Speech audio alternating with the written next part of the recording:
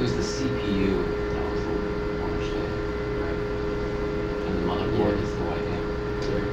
Okay, so yes. So the CPU is the orange day. That's the one that's due now.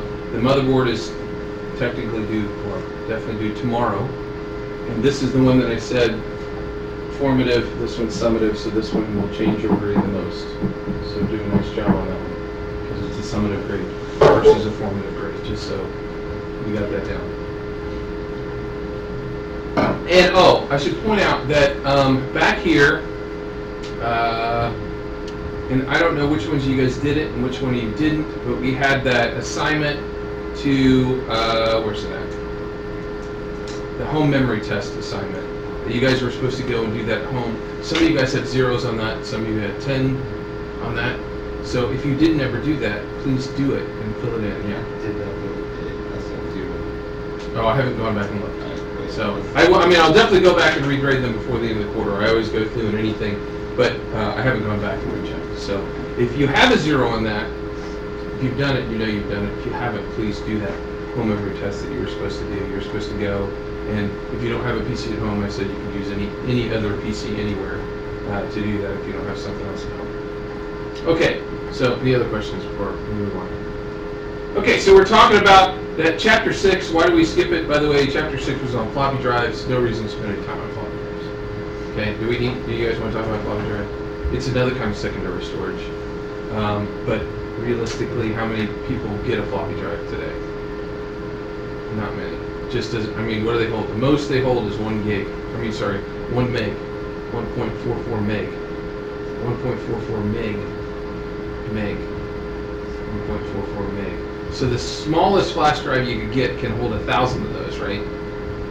1,000. So why would you use a floppy drive? Can you even save a Word document today that will fit on a floppy drive? I don't think so. Let's look at. I'm going to open up a Excel document that I just did. Let me see, and see if that would even fit on a floppy drive anymore. Rate and tech plans. No, wrong one. 15. I guess most of those PDFs will fit. This one definitely would not fit on a floppy drive, but most of the other ones I could get a couple PDFs on here. I'm so excited. We started, don't hit record again. So secondary storage devices, secondary to the CPU. Remember, that's where the word secondary comes from. They're really, to you and me, they're primary, right? We save stuff on the hard drive, and the other storage devices that we talk about when we're talking secondary storage, we looking at hard drives. I don't know why I'm picking up that pen because I can't write on there. So hard drives, CD-ROMs, flash drives, DVD, Blu-ray, whatever. I like to say optical storage devices because it doesn't matter. When I say optical, meaning it takes a laser and writes on it and it reads it optically. Okay, that's a CD-ROM, the DVD and Blu-ray. Those are optical storage devices. Do you know if they pre-cache the test? Who? How much is for?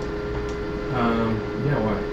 Because it's just loading and loading and loading before it goes to get into the test. If they made a new test and they didn't pre-cache it, I pre-cached everything 2 days ago.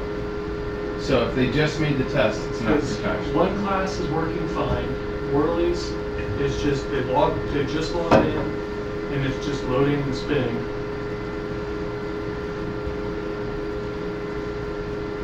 Did you close it? No, there we go. Okay. So the chapter itself is on hard drives, but really we're talking about all kinds of secondary storage. Okay, when we're talking about hard drives. The first thing we want to understand the purpose of the hard drive. What's the main purpose of a hard drive? Store your files. What else does it store? Programs. What else does it store? The operating system. Those are the three things, okay? So the operating system obviously is a program, but the biggest things it stores are our operating system, then it stores our programs that we use once the operating system is loaded, and then it also stores our data files that we manipulate with our programs that we get to through our operating system, right? That's the purpose of the hard drive, is to hold all of that stuff for us, okay? So it just went. So that's the, should I write that down? It holds the OS, programs, and data. I will also say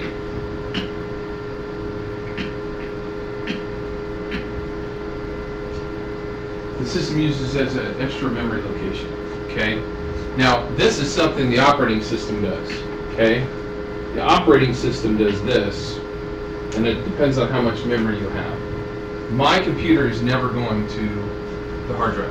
And the reason it's not going to the hard drive is because my computer has 16 gig of RAM in it. Okay? The less RAM you have, the more it does this. And on your computer, if I was to take a look at it,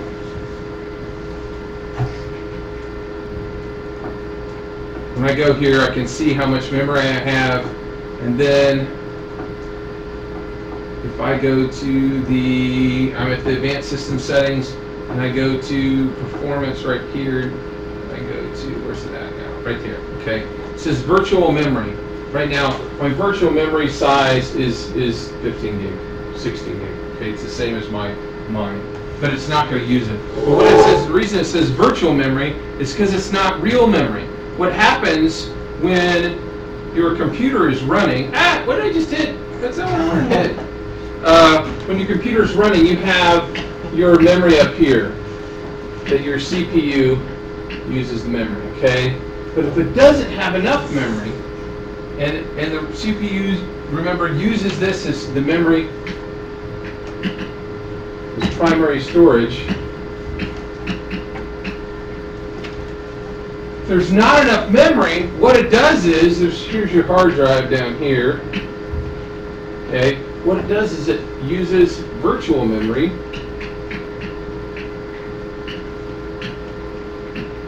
which is also called swap file. The reason it's called a swap file is because what it does is it swaps information from here to here. Now the CPU only uses this, but if it needs more than what this has, when it's not using it, it swaps it to this virtual memory, which is really just the saved file on the hard drive, and then it goes and reloads it back in the memory so the CPU can use it. So it's like, I'm going to let you take a test, and you can use 2 note pages, and you can keep the other note pages over there on the bookshelf, but you can only have 2 at your desk. So Dylan chooses what 2 note pages he's going to use, and then he realizes, crap, I didn't have that in this note page. So Dylan's got to go and take that note page, and he's got to go put it over here on the shelf, the one he's not going to use right now. He's going to grab his other note page, and he's going to come back over here, and he's now going to resume his test. And then when he gets to the point where he needed that note page, he's going to take that one back over here and set it over here. Can't really use it. It's over here. Can't read it while it's over here. He's just holding it over here while he goes and brings his primary note page back over here. That's the easiest way I can explain what a swap file does. It just sets it over there. And when it needs it, it brings it back over here. We're using Dylan as the CPU here, and this is his memory. Okay, so in our analogy there. So a swap file someplace it just holds memory temporarily, and it moves it back and forth. And it can only use it when it's right here. Okay? So you can imagine that the less memory you have, the more it has to do this. If I had just told Dylan he could keep 30 pages there, and 30 pages there, and Dylan goes, I only have 14 pages of notes, woohoo! You know? So he never has to go over there, right? But at the same time, you have 14 pages of notes, and I say you can only have 1 at your desk. Then he's got to run over there all the time, swapping out what he can access. But it doesn't just store stuff, it also stores memory, okay? So the more memory we have, the less it goes to the swap file. The less memory we have, the more it relies on a fast hard drive. Okay? So if we go and have a computer, like a 32-bit operating system computer, which we know from Chapter 4 that most memory you can use is 4 gigabytes, okay, because it's capped, then it's going to go to the swap file maybe more often than a 64-bit machine that I have 16 gig of RAM, okay? And the more often it goes here, the more it's dependent on the hard drive speed, okay? So hard drive speed becomes important, especially now because we've got such fast memory, we've got such fast CPUs, that if we've got a hard drive that's holding all this stuff that's slow, it's going to make our PC slow. If we've got a hard drive that's fast, it's going to make a PC that maybe would have seemed slow much faster. Okay, so that's the purpose of our thing. Now we need to understand the sizes. Okay, hard drives are about capacity, okay, or physical size, how much we can store. All those programs get stored on there. If you've got a lot of room, the hard drive performs better.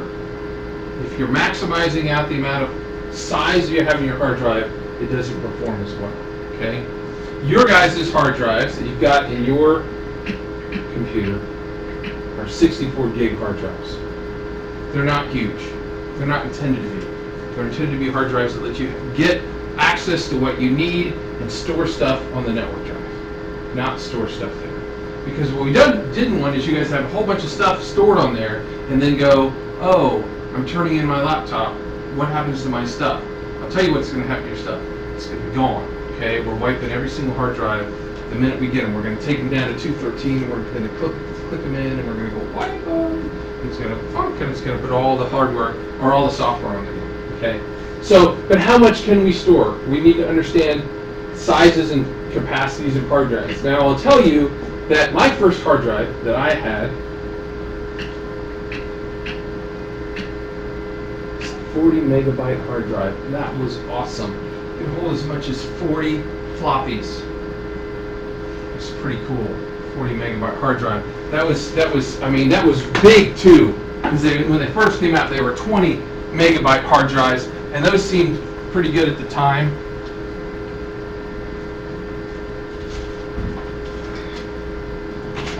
It's my dad's first hard drive from work. That was his first hard drive right there. One platter. It was switchable though, so you could go and then lock it into his computer at his insurance company where he used to have one of the first computers. Okay, I don't know what the size of this is. Should look it up sometime. I'll bet you it's in the meg range, not the gig range. Okay, that was his first hard drive. So they used to get pretty big. Okay. Now hard drives are all in gigabytes, or how many bytes? What is a giga? It's a billion, okay? Billions of bytes, okay? Or the bigger hard drives are in terabytes, which is trillions of bytes. You know, when we first started going to the gigas, I never actually even conceived that we would have terabyte drives. That's ginormous. Now I have 3 2 terabyte drives in my computer at home. I've got to save my movies someplace, right? So, and my music. So now we're in terabytes. You know, when I first got here, our Trail 2 drive, students didn't have network storage when I first got here. We had one network server that had storage on it, and it had an 80 gig drive for the whole staff to share. And it was like half empty. And now I've got a 1 terabyte drive, and it's got, I think, 650 gig on it. If I go and look, you guys aren't using actually as much as the staff does. So if I look at Trail 2, right there. Okay, so I've got a 1 terabyte drive for the staff. That's the staff drive, and it's got 400 gig free left on that drive, which is still great because I can throw a terabyte in now cheap. Terabytes are amazingly inexpensive, okay, compared to what they were just a few years ago. Trail 4, I'm not even sure what Trail 4 has in it for you guys. I think it's got a 750 gig drive, and you guys have used a fraction. You'd see the same thing on yours. When you see down here, it would say how big the whole drive is for you guys and how much space is free for the class. Although I may have limited you guys individually, I don't remember. Because I have the ability on a share to say students can't have more than 5 gig. And if I do that, then yours would always say 5 gig max, and it would say how much of your 5 gig. I don't remember if I did that. I used to do that, but I think I took it off because I gave you guys a much bigger drive and then it wasn't an issue. Because we had students keeping copies of games on it and stuff. It's ridiculous. And then I go through once a month and delete everybody's Counter-Strike files or their Quake files or whatever they were stored on there. Because I'm backing those up every week. I don't need to have backups of your bootleg games on my network server. Okay, so that's what we're talking about. We're talking about sizes. We're talking about gig of storage. Okay, how many gigs of storage? And if we go to Newegg and shop right now, and you guys are obviously going to be doing a hard drive project, and this is kind of our introduction to hard drives right now. And we go and we look at hard drives. So I go to computer hardware, and I go to all hard drives. There's different kinds of hard drives. You can see internal and external drives, Mac drives, NAS drives, refurbished. We don't do anything refurbished. Refurbished means sucks. Don't buy a refurbished hard drive. It's the worst thing you could ever buy, by the way. There's lots of things that you can buy refurbished that are good. Hard drives is not one of them. What about the solid state? Maybe.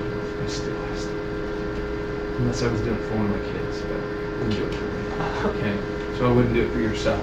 So we're talking about internal hard drives, and right now we're talking about regular hard drives. When we're going to talk about solid states. So if we go to internal hard drives, I'm just going to go to all desktop hard drives, and we'll look at that first.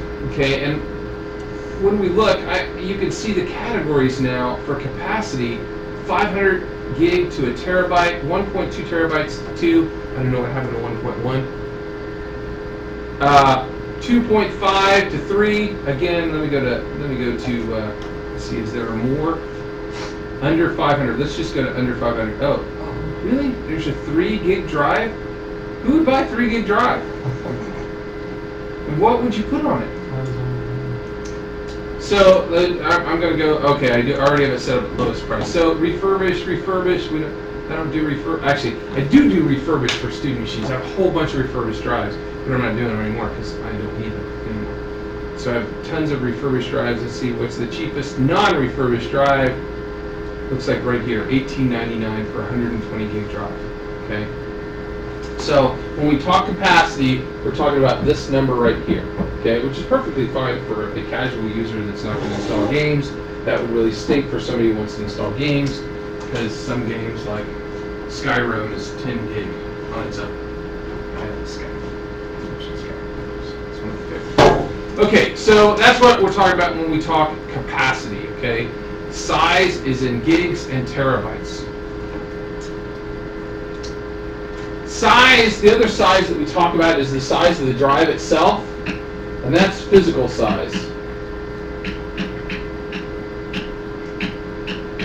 Okay, this is testable. If you had your notebook out, you could write it down. Is 3.5 inches. Okay, a 3.5 inch drive is a standard hard drive. So this here is 3.5 inches. You will see 2.5 inch drives, which are laptop drives.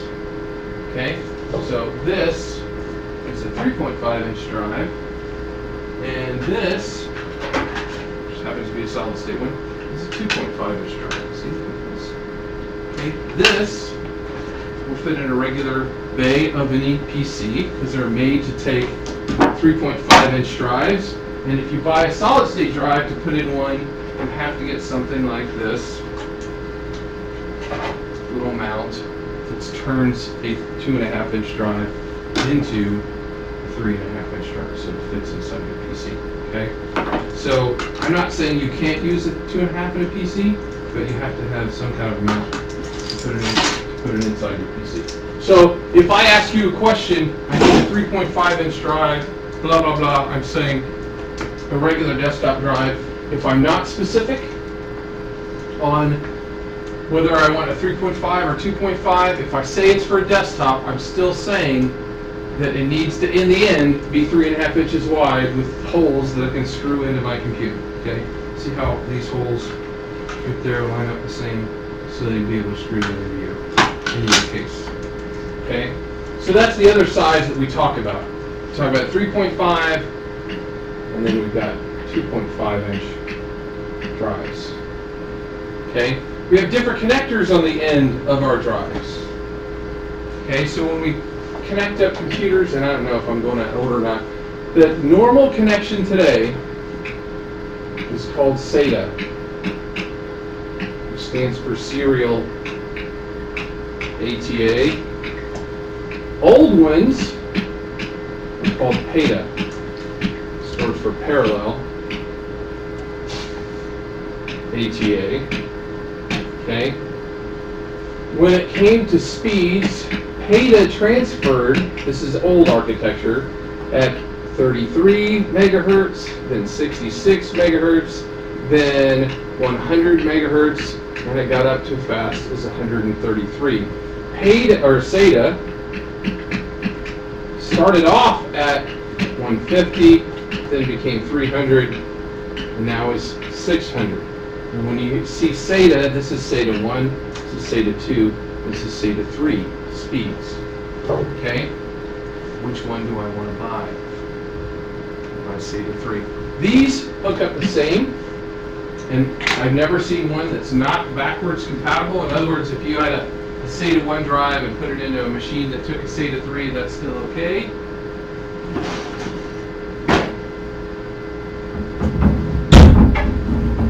Or someone moved my stuff.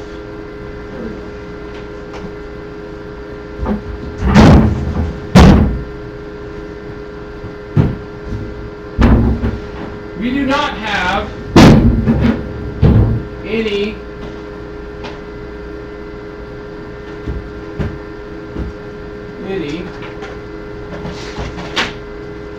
PATA left in the school other than CD-ROM drives. Okay? CD-ROMs don't transfer that stuff that fast. SATA is when everything is new. Most new computers don't have anything but SATA.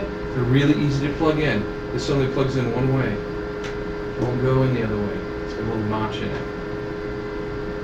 This goes in the motherboard into a plug that looks just like that one, because the cable can go either way. Okay? It's really easy to set up.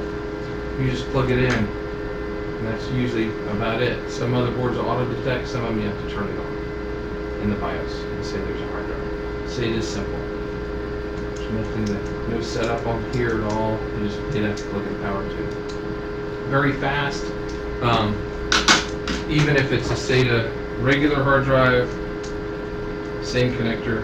If I get it down there right, there we go. Same connector, same power. Okay. PATA ones, the older ones, which you probably, if you have an older PC at your house, you probably have one that uses this ribbon cable. This is a PATA or an IDE cable. I'm going to have you do some lessons on it. Not today. This goes to the motherboard, so you could hook up to 2 hard drives on one cable. But you had to configure them right, or they wouldn't work. Whereas that one you just plug and go. Okay. The fastest speed here is a fifth of the fastest speed here. Okay.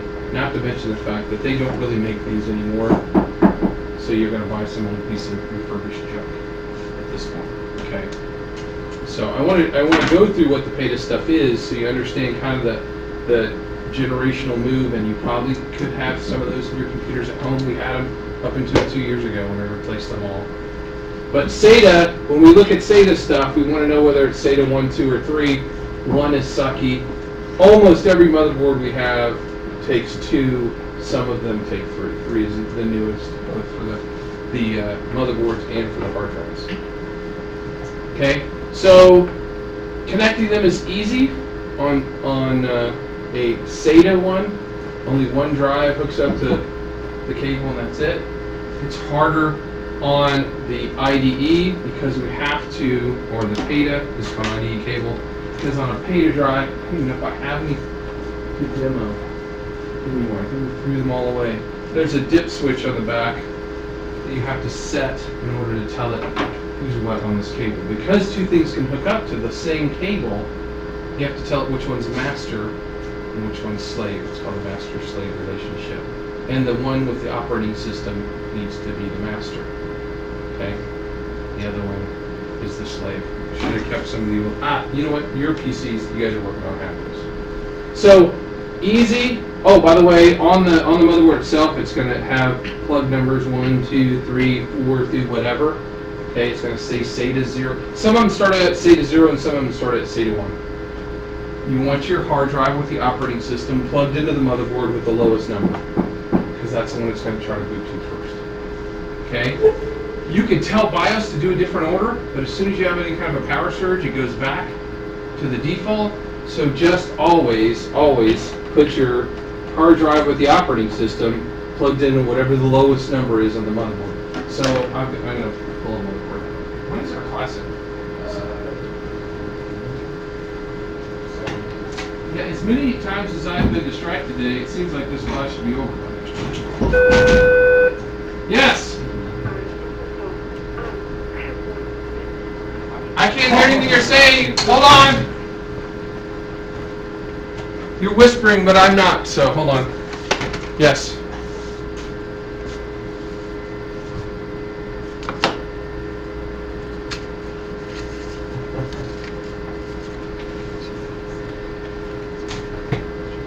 Is the pop-up turn on, but it's not alone? Is Garrett not over there anymore? And he's not in any of the 3 rooms that you guys are testing in? He can't leave. Okay, I'm going to have to run over there, but I'm going to, shoot.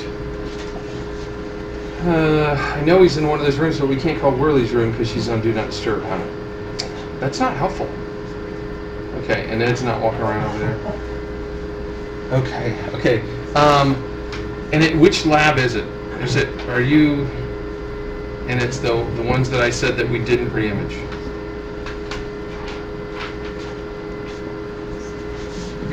Okay. And you are on Park. They're logged on as Park 1, 2, or 3. Park 3 is not. Okay. So if you go, I could show you how, but I can't remote to it and show you at the same time. You know what? What's your room number? Okay. I'm gonna do it on your computer and show you how. Because you want to get out of the test and then do it and then start it again. So hold on, I'm going to remote to your desktop and then. No. It shouldn't do it. It's just going to open up a new tab and I'll show you how to do it. You need to go back over there. They need you, and you have to keep checking in all the rooms. All the rooms. No. What other room is there? 609. Hey, I'm sending over right now. 609. Yeah, she's on one of the desktops. Java's not being allowed. What room? It's the wild card. I guarantee. Did you get them all in on the one we did? All the laptops are on. He said that they weren't working on the elementary school one. Every single laptop is in the test. So what was the problem? I just closed out of it and it must have timed out, and it just kept spinning. Okay, I well, closed out every go help her in 609. She just needs to allow Java, and it didn't work for Part 3.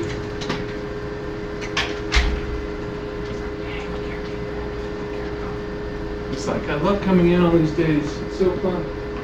Okay. Oh, I had a motherboard out. So you can see the 4 SATA ports. These are the 4 SATA ports right here. They're frequently colored differently. And if I read these, that one says SATA 1, SATA 2.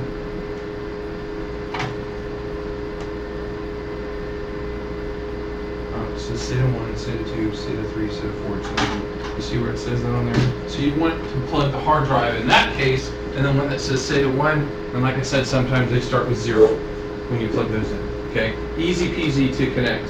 The only thing you do have to do on some computers is you have to go in the BIOS and say that you turn on the item, and we're going to have to try to find a BIOS that does that because they might be all so new that I don't even have a BIOS that I can do that with you on. This is an IDE one showing how you have to hook up the IDE cable and a power, just like you do with SATA. You always have to have a power along with the cable. But like I said, it's so much slower. In fact, I need to edit the test to take out some of that stuff.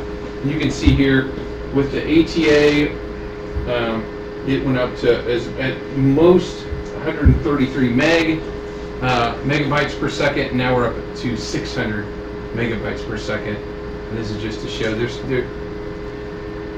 don't even know if I should go over this anymore because now we don't have any in the school. The cables, there were different kind of cables. This is an 80 wire cable. Let me see if I can find it. They both plug in the same, because that one is just faster than the older. There we go. So, catch Dylan before might be some hit. Oh, didn't hit you in the head anyway. So, see that the difference in the wires there? This is a finer 80 wire cable, and that's a 40 wire cable, but they still have the same number of pins. The 80 wire cable just conducted better and was faster, okay? And then I already said SATA's really easy. I have had these cables go bad. That just all of a sudden the hard drive doesn't work, and I swap the cable, and the hard drive works fine. So that can happen to you too. And this is just showing you the difference between SATA drive with the nice little SATA connector and the power connector, and this is a PATA drive with the big 40-pin IDE connector and the older Molex power connector there too. When we buy motherboards, because of the fact that we used to always have just 2 PATA connectors, and this is a crossover motherboard. So we have a PATA connector. Actually, we have 2. Those are both PATA connectors. We have 2 PATA connectors, and we have 4 SATA connectors, which is why I'm calling it crossover, because it was in the middle when we were still moving between one or the other. So we've got 2 of these. So I could put 2, 4, 8 hard drives on this motherboard, the way it's configured. And this is a floppy drive connector over here. But as we progressed and these became just so much crappier, in the beginning when we were talking about the difference between 150 and 133, it's like, whatever you got, right? But now that we're up to 600, why would you go 133? Just be stupid, right? So that's why those really don't exist, for all intents and purposes, on motherboards anymore. Okay, it's time. We're gonna stop right here because, are you right? It's running 1 minute. Okay, there's no reason that.